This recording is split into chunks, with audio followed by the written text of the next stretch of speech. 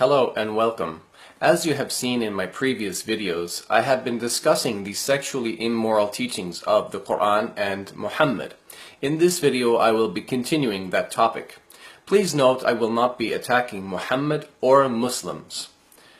I will simply read Islamic sources and then ask Muslims some important questions.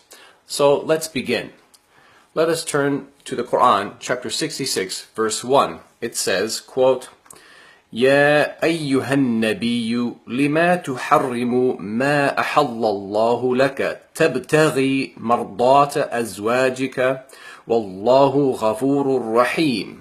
Now, in order for us to understand the historical context of this Quranic revelation, we first need to turn to the tafsir or exegesis literature for an official Islamic commentary on the Quran.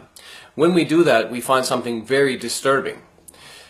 In Tafsirul Jalalain, which is one of the most popular classical commentaries, we read the following explanation of Quran chapter 66 verse 1. Quote, O Prophet, why do you prohibit what God has made lawful for you? In terms of your Coptic handmaiden Mariya, when he lay with her in the house of Hafصة, who had been away, but who upon returning and finding out, became upset by the fact that this had taken place in her own house and on her own bed, by saying, she is unlawful for me, seeking by making her unlawful for you, to please your wives.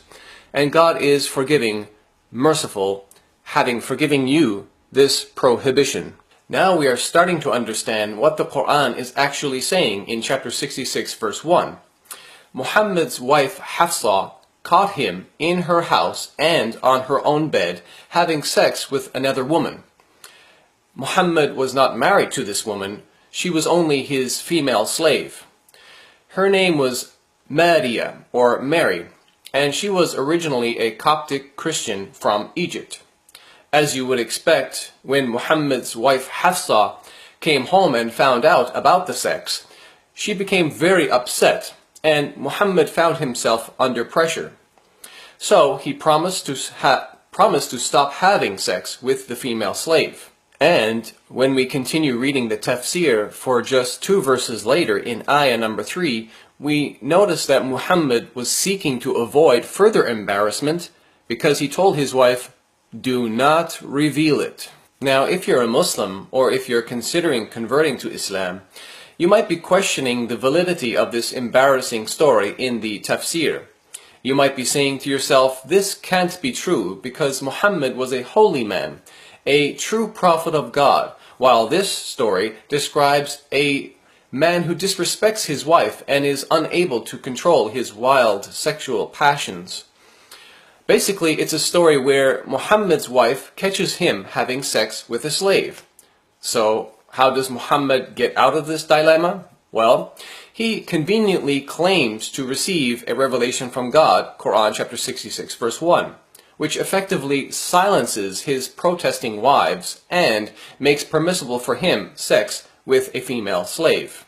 Well, for those of you questioning the validity of this story, I'm sorry to inform you, but this story does find validation and confirmation in the following authentic hadith. In Sunan an-Nasa'i, volume 4, hadith number 3411, we read, quote, عن أنس أن رسول الله كانت له أمة يطأها فلم تزل به عائشة وحفصة حتى حرمها على نفسه فأنزل الله عز وجل يا أيها النبي لما تحرم ما أحل الله لك إلى آخر الآية. And this hadith is indeed sahih or authentic. So as you have just seen, this story is indeed authentic and is therefore very damaging to the reputation of Muhammad. Listen, I'm not making this story up. Instead, you've seen it yourselves directly from the Islamic sources. And if you're angry right now, then you're not angry at me. Actually, you're angry at the sources of Islam.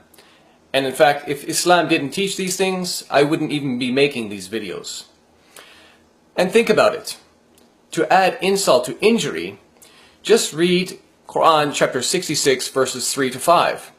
you will see the God of the Quran, Allah, actually criticizes Muhammad's protesting wives, Aisha and Hafصة, for condemning him for having sex with Mary, the slave, a woman who he was not married to. Now here are my questions for Muslims to think about and answer. Question number 1.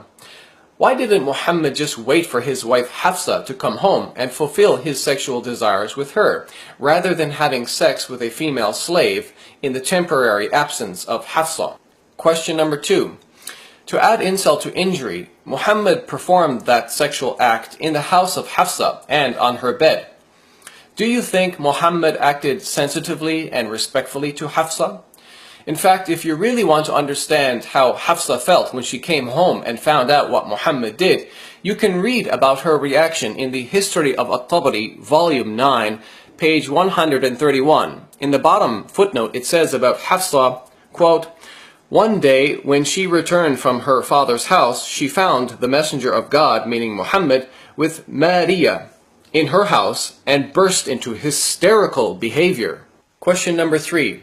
If Hafصة was perhaps on her menses and was therefore unavailable to please Muhammad, then why didn't he just wait to see one of his other wives and fulfill his sexual desires with one of them? Remember, chapter 66 of the Quran is not a Meccan surah, but is actually a Medinan surah. And we know that in the Medinan period, Muhammad already had multiple wives available to him, and specifically at the time when he obtained Mary as a female slave. And we know Muhammad used to take turns visiting and staying with different wives on different nights. So why couldn't he just control his sexual passions and prevent himself from having sex with that female slave? These are my questions for you, Muslims, to think about and answer. Thank you for watching.